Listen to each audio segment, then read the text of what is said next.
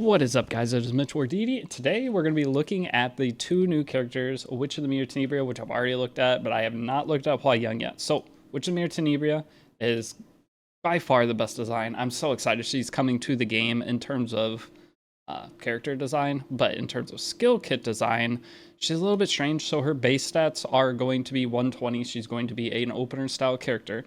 Just what we need, another opener. It's getting about ridiculous at this point that every good character that comes out has to be a support opener, but it is what it is. I love her design, so she's going to get built and see how much I actually use her. Now, going in, again, the base stats, 120 base speed, decently high attack, decent bulk. Everything is like the middle ground range. I feel like the attack's a little bit high, but not really. It's just, I don't know which character this is comparable to, but it seems good. I mean, 120 base speed, at least she's not 124 plus, because that'd be a disaster. The thing is, she's just coming in to power creep out some of the old openers that are still going to be an option, but you're going to take her first. So I don't know. This I don't like that we're getting another opening character, but how else do you design a character in a game that's 7 years old is kind of the point I'm getting at. Dude, I love the reflection, different eyes. It's best design character. Now, her skill kit. Going in, her skill 3 is going to be a non-attack skill, dispels 2 buffs before inflicting block for 2 turns and a random debuff for 1 turn. So block is a skill that Brigitte had. Brigitte could have been this, but I guess they felt that Brigitte having AoE block was too strong when single A block is not very strong at all anyway. So I don't really understand the mindset behind that as to where we just didn't get a different kit. But maybe they'll change Brigitte and she's actually going to be usable, but either way, she's going to go in, non-attack skill, random debuff. So I don't know what all random debuffs. It's stun, sleep, resistance, and our stun, sleep, redirected, provoke. So all pretty good. I mean, all controlled debuffs. That's solid. So, I mean, it's going to be amazing. Luckily, Renak outspeeds her. But the problem is she has a lot of other things in her kit. So her skill 2 inflicts rupture, which looks like whenever you hit, it deals additional damage. When attacked, inflicts additional damage proportional to max health. There you go. Applies to heroes only. So proportional to max health of the attacker or who you're attacking. When attacked, inflicts additional damage proportional to max health. So I guess it's their max health, not the hero that's attacking. But it applies to heroes only, so you can't use it in PvE. It wouldn't even be good in PvE anyway. But it attacks all enemies with 75% chance to restrict them. That goes up to 100, so you get restrict as well. That's fantastic. And then, though, this is where it gets a little bit frustrating. This is on a 3-turn cooldown. It's AoE, so you could Abyssal Crown if you want. You're probably going to put her on book, as most mages are. But, I mean, that's good. It gives you flexibility that turn 1, you can either put X debuffs, or you can go for an attack and go for other debuffs. But if you use your skill 3, you're getting 50% Chimeranus push anyway. So you're going to be able to get back into the skill potentially. And then stealth and barrier is proportional to the level. So with the barrier proportional to the level, it's not going to be the best barrier, but it'll still be annoying. And she's going to stealth for 2 turns. So you have to break the barrier before you get her into out of stealth. So that's really good. We're going to watch the skill 2 here in a second. So as you see, it AoE stunned them. Her skill 3 did. Now she's into her skill 2. Look at all those debuffs just from one character. And it's an opener with 120 base speed. Like, is that okay? I don't know. And then look at the extra damage it did here. It's not the greatest, but not terrible. A lot of random buffs.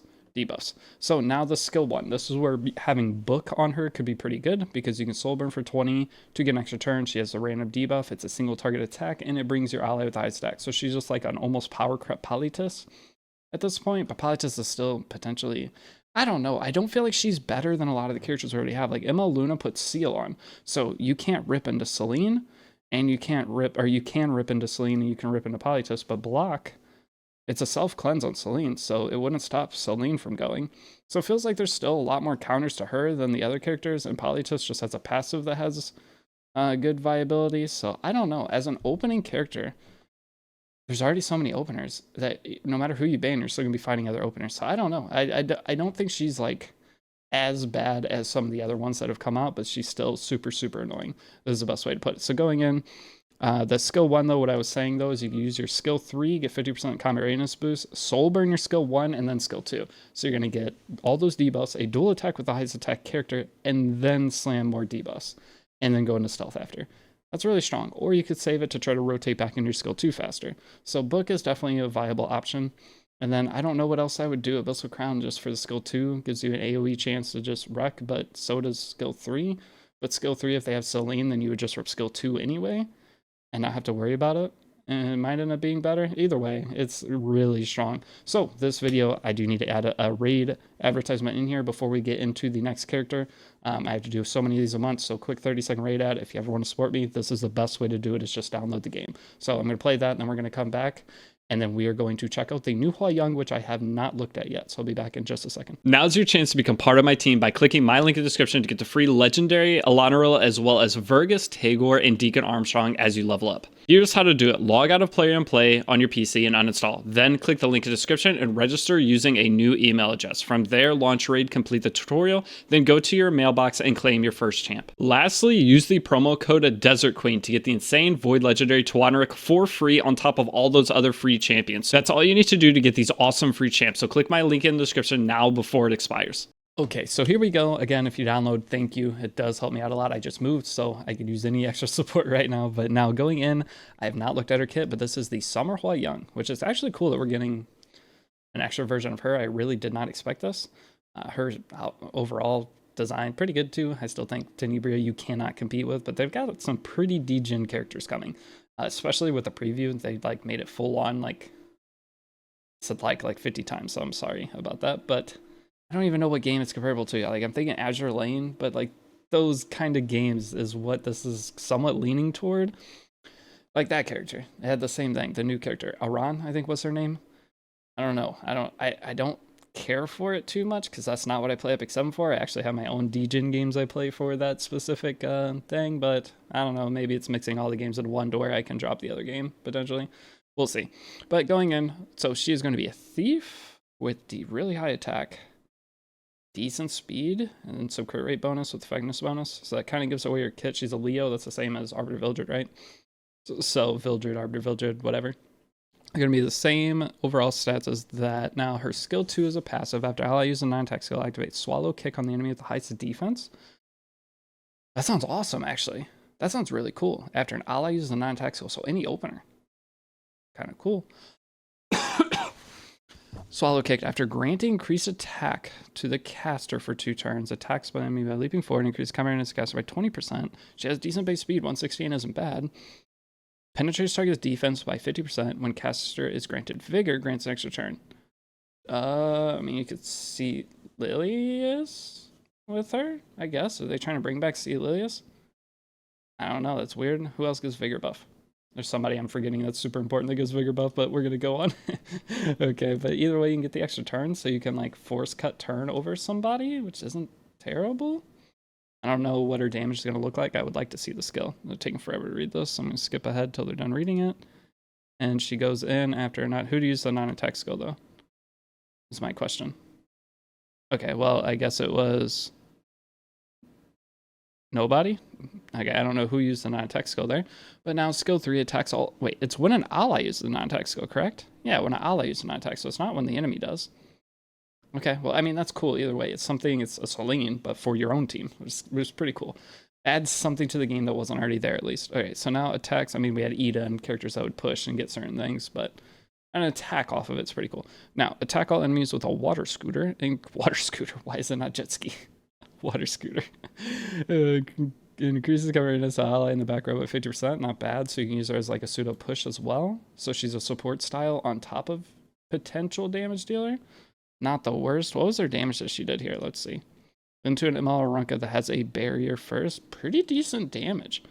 I don't think that was terrible. Ignoring a little bit of defense helped a lot. But it's going to give her vigor buff here. What is this cooldown is the other important thing. 3-turn cooldown on the passive. So you could use it. I mean, she's going to cycle pretty quick. I don't know. It doesn't seem terrible. It's definitely going to open up, especially pushing up the backline character, to a lot of things, because the thing is she can proc on an Elena skill too, so that's one cool thing. You could pick Elena will proc after they AoE and then she'll bop, so it could be decent as like a anti-aggro style thing. I don't know where the meta currently is, but it seems okay. So what's the artifact, and is she a limited character? We need to check that too.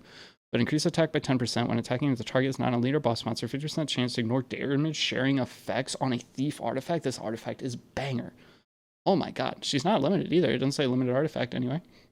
So I don't think it's limited. Let me know if it is and I'm wrong, but that is crazy strong. So you get increased attack and ignore damage share effects. This makes any thief character you build have a lot more potential because you don't have to worry about the tanks. You don't have to worry about the damage, but that's huge. So not bad. I think the artifact is the winning part of her kit, but her kit seems super fun. I'm curious what you guys think. Do you think she'll actually be strong? So here in the combat demo, of course, they got Sea Lilius. Not surprised they're trying to find a way to bring Sea Lilius back without changing her kit, which is what they try to do. They try to make sure old characters see some play, but Sea Lilius just felt bad for a while. I used her in a little bit on Sweet Miracle against Imalua. It was like a pseudo way to counter that to an extent, but otherwise she just doesn't have the, if anything, she needs a EE with highest base speed or higher base speed, but then that puts her higher than every other character. That would bring her back though, for sure. I mean, overall the damage is pretty good. And sets dunks and it's over. Well, he could technically, well, I guess he won't miss there. But yeah, I mean, I want to see the sets damage before we wrap up the video. She seems okay. She doesn't seem limited either. I didn't say limited artifact at least, so I'm gonna assume she's not. And bop. Okay, everybody's dead. Okay, I'm hoping I get Imalpera from this new anniversary event. That is probably the character I want the most that I do not currently have. But yeah, there's no, doesn't say limited. So I guess no limited character. It's just a general character before like true summer event. It's cool. Okay, I think she sounds fun. It's a cool, different skill kit design than we're used to. It adds something to the game in terms of having an attacker that can also push up, just a general support character that also deals damage that you can pair off other characters. So it potentially, if she's decent, brings other characters back into the meta. So I'm not going to complain there. That's all I have for this video. Let me know what you guys think of these two characters. If you will be pulling, I will be pulling both of them. I'm for sure getting Tenebria. I will spend money if I have to. It's just, she's one of my favorite characters. Luckily, we're going to get a bunch of free Mystic medals during her banner from all the events and things, so that'll help a lot of us get her without spending. Hopefully that is me, but otherwise I will give a little bit. But for her, it's a Covenant character. It's easy to pull. So let me, again, know what you guys think. If any of you guys download Raid during the next couple days, or that you see this, or maybe you're busy now, come back and maybe do it later. Anything helps. Even if you download in the past, you can re-download. My new download link is really good. It's the best one I've had. So I would appreciate it. Either way, I will see you all in the next video. Peace out.